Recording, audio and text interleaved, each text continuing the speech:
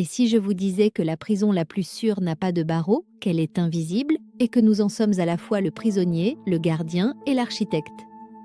Cette prison, c'est notre propre esprit, une forteresse construite brique par des croyances que nous n'avons jamais choisies, des peurs que nous n'avons jamais questionnées, et une culture qui nous apprend secrètement à saboter notre propre bonheur.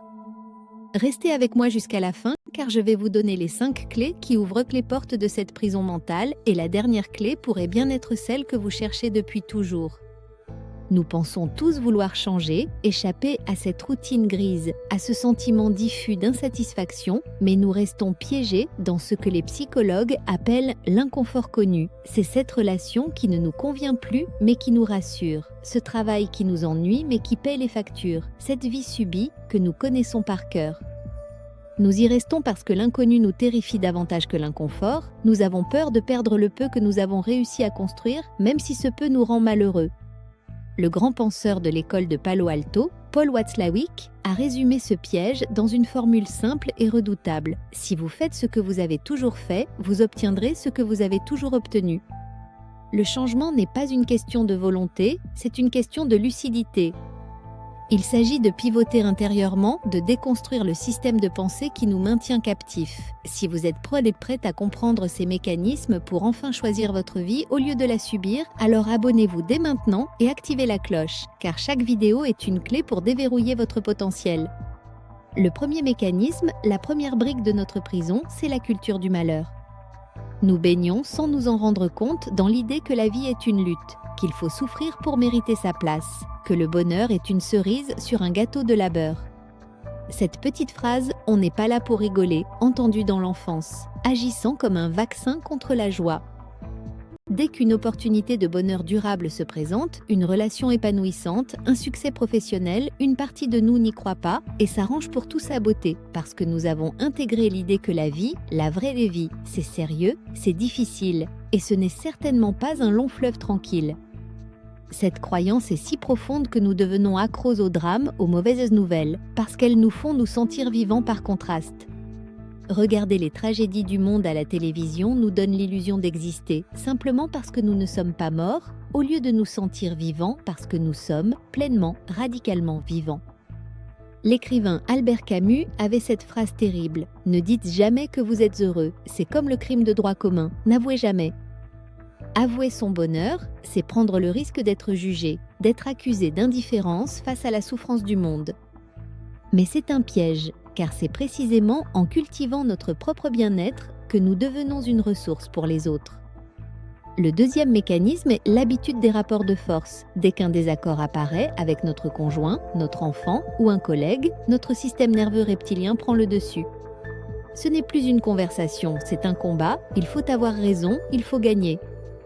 L'empathie disparaît, la curiosité pour le point de vue de l'autre s'évanouit et nous sortons le gourdin de l'homme de Cro-Magnon pour imposer notre vérité ou nous nous réfugions dans la grotte du silence. Dans les deux cas, il n'y a pas de rencontre, juste un affrontement ou une fuite. Nous avons envoyé des hommes sur la Lune, mais nous réglons nos conflits comme à l'âge de pierre. Le changement ici, c'est de comprendre que derrière chaque reproche se cache un besoin non satisfait, une demande maladroite. Apprendre à écouter le besoin derrière les mots, c'est la clé pour transformer le conflit en connexion. Le troisième mécanisme est c'est l'attitude de méfiance. Elle découle d'un manque profond d'estime de soi qui touche selon les études entre 80 et 90% de la population. Cette insécurité nous pousse à nous cacher derrière des masques, l'arrogance pour certains, la timidité extrême pour d'autres. Dans nos interactions, nous sommes sur la défensive. Qu'est-ce que l'autre me veut? Que pense-t-il de moi? Cette méfiance nous empêche de nous montrer vulnérables, d'être authentiques et nous enferme dans une solitude déguisée. La clé est de comprendre que notre valeur ne dépend pas de l'approbation des autres.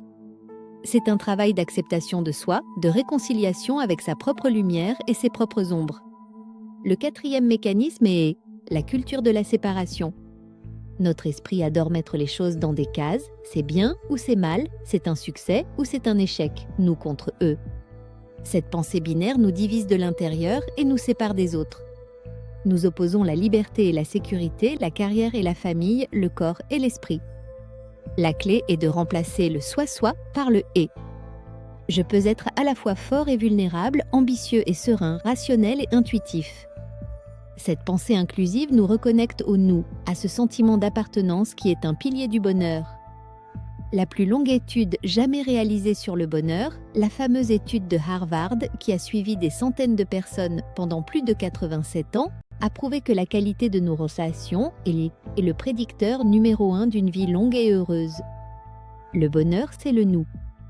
Enfin, le cinquième et dernier mécanisme, le plus insidieux de notre époque, c'est la tyrannie du faire sur l'être. Nous sommes obsédés par l'action, la productivité, la course contre le temps.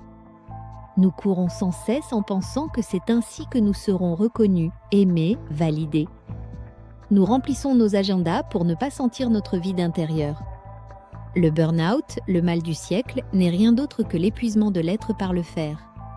La clé est de ralentir, de réapprendre à savourer l'instant, de se reconnecter à ses sensations, à sa respiration. La psychologie positive nous apprend que 40% de notre bonheur dépend de nos actions intentionnelles, de nos choix quotidiens. Et le choix le plus important est peut-être celui de s'arrêter, de respirer et de simplement être ici, maintenant. Ces 5 mécanismes sont les murs de notre prison, mais en les éclairant, en les comprenant, nous avons déjà commencé à les démanteler. Le chemin vers une vie choisie n'est pas une destination, c'est une pratique quotidienne, un entraînement de l'esprit à voir la beauté, à cultiver la gratitude, à choisir la connexion plutôt que le conflit, la confiance plutôt que la méfiance, l'unité plutôt que la division et l'être plutôt que le faire. La porte n'a jamais été verrouillée, il suffisait de savoir où elle était, là, de la pousser, simplement, ou de savoir se retourner pour la voir.